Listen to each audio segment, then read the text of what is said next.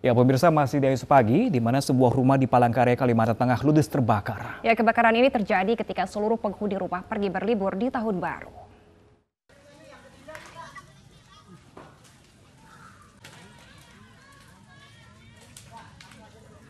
Kobaran api melalap bangunan sebuah rumah di Jalan Surung, Kelurahan Kereng Bagirai, Palangkaraya, Kalimantan Tengah, Jumat sore. Warga tidak sempat menyelamatkan barang berharga dari dalam karena penghuni rumah pergi berlibur di tahun baru.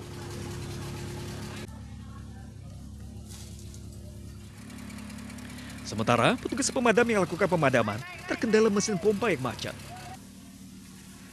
Dengan alat seadanya, warga membantu memadamkan dengan air yang diperoleh dari rumah warga setempat. Mendapat kabar rumahnya terbakar, seluruh penghuni kembali dengan rumah sudah ludes dilahap api. Kira-kira dari mana ibu api? Nggak tahu, semuanya tuh nggak, pokoknya sudah semuanya. Saya biasanya kan saya kunci, nggak ada apa-apa. Kira ada dugaan kuasa listrik bu? Ya kali, Tapi barang-barang semua habis dulu ya? habis. Biasanya memang listrik instalasi listrik jatuh kan Pak, udah tua. Diduga kebakaran terjadi akibat hubungan arus pendek listrik. Api pun berhasil dipadamkan setengah jam kemudian. Kini kasus kebakaran ditangani oleh Polresta Palangkaraya. Dari Palangkaraya, Kalimantan Tengah, Arisata, iNews melaporkan. Sementara itu, pemirsa, wisatawan yang hilang di Bukit Banama, Palangkaraya, Kalimantan Tengah, maksud kami, ditemukan tewas. Ya, ini korban diduga kelelahan saat berusaha keluar dari lokasi wisata. Proses. 4 hari menghilang, Jumat pagi, Yongki Asto Prayogi ditemukan tak bernyawa di semak-semak Bukit Banama, Palangkaraya, Kalimantan Tengah. Korban ditemukan 3 km dari lokasinya menghilang. Korban diduga kelelahan saat berusaha mencari jalan keluar dari lokasi wisata alam. Tim SAR kemudian mengevakuasi jenazah korban ke RSUD Dr. Doris Silvanus, Palangkaraya. Beliau ini udah berusaha mau keluar jalan karena kurang lebih 200-an meter aja udah. Dari jalan utama gitu? Iya. Dan hampir pemukiman sudah. Cuma mungkin sudah kelelahan, sudah habis tenaganya beliau di situ. Ya. Korban dinyatakan hilang sejak hari Minggu lalu saat mengunjungi lokasi wisata Bukit Banama. Lokasi sebenarnya masih ditutup akibat pandemi COVID-19. Korban sempat mengunggah fotonya saat berada di atas bukit ke media sosial, namun tak kunjung pulang ke rumah. Dari Palangkaraya, Kalimantan Tengah, Ade Sata, iNews melaporkan.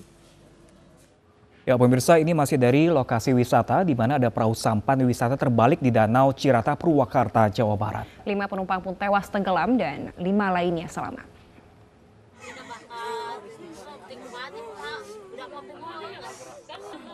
Sukacita tahun baru mendadak berubah menjadi duka. Pihak keluarga tak kuasa menahan tangis. Al-Latifah menjadi salah satu korban tewas dalam tenggelamnya perahu sampan wisata di Danau Cirata, Purwakarta, Jumat siang. Selain Al-Latifah, adiknya bernama Akila juga menjadi korban dan belum ditemukan. Peristiwa bermula saat 10 orang wisatawan menaiki sampan di Danau Cirata untuk merayakan tahun baru. Saat berangkat, mereka menggunakan 2 sampan berisi masing-masing 5 orang. Namun saat akan kembali, 10 orang memaksa untuk menumpangi 1 perahu. Diduga kelebihan muatan, perahu pun terbalik. Ya dalam rangka itu mau masak-masak katanya tahun baruan. Jadi sama keluarga juga itu udah jarang, jangan maksa, dia maksa terus semuanya. Sempat dilarang sama keluarga? Iya. Ya sama keluarga dari Cianjur.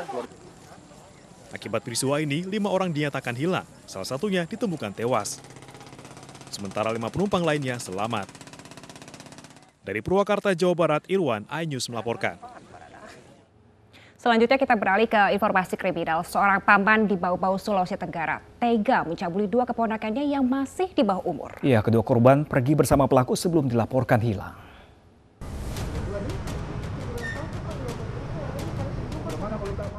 SW dan RF, kakak beradik yang masih di bawah umur ini menjadi korban pencabulan oleh pamannya sendiri.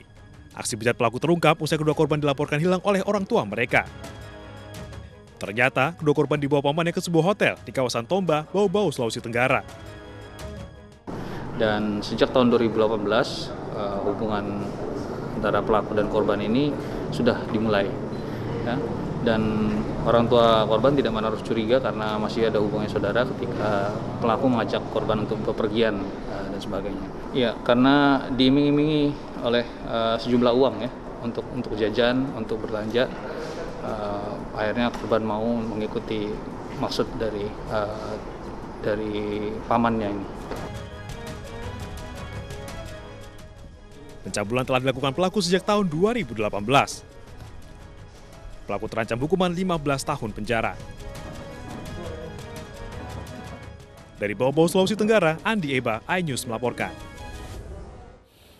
Sementara itu, pemirsa, tim cyber Bareskrim Mabes Polri menangkap pembuat video viral berisikan parodi lagu kebangsaan Indonesia Raya. Pelaku ditangkap di Cianjur, Jawa Barat, sementara terduga pelaku lainnya berada di Sabah, Malaysia.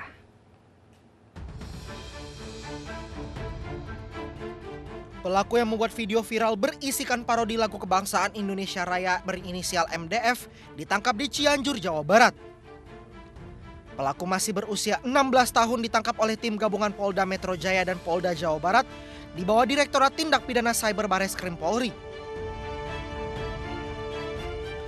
Sementara tim cyber melalui polisi di Raja Malaysia juga meminta keterangan seorang WNI yang berusia belasan tahun di Sabah, Malaysia.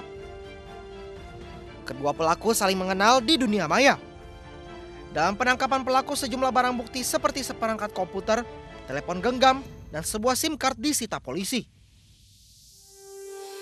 Akhirnya dari PDRM berhasil mengamankan satu orang laki-laki ya, itu yang inisialnya NJ, itu umurnya 11 tahun.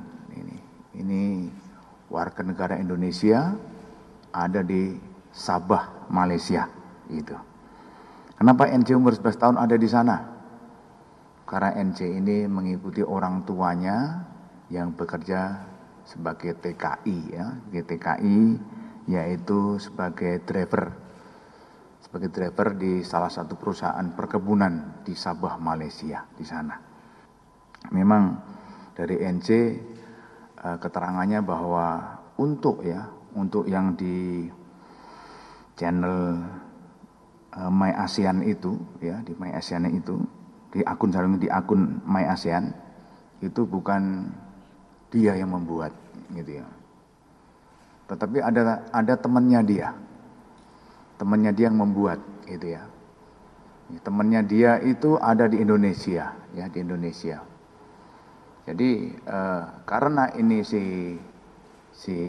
NJ ini adalah tinggal di Sabah, Malaysia, kemudian dia juga ada pertemanan di dunia maya ini ya, oleh seorang laki-laki yang tadi malam diamankan ya, atau ditangkap ya, karena sudah tersangka kita tangkap itu di Cianjur oleh penyidik Cyber Bareskrim itu ya.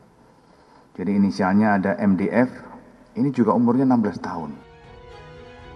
Saat ini pelaku MDF diperiksa di Bareskrim Polri, sementara NJ masih berada di Malaysia. Tim Liputan iNews melaporkan. Ya pemirsa, informasi tadi sekaligus mengakhiri jumpa kita dalam iNews pagi hari ini. Saya Salsabila Syaira dan rekan saya Pram Senjaya undur diri, terima kasih atas kebersamaan Anda. Selamat beraktivitas, selamat pagi dan sampai jumpa.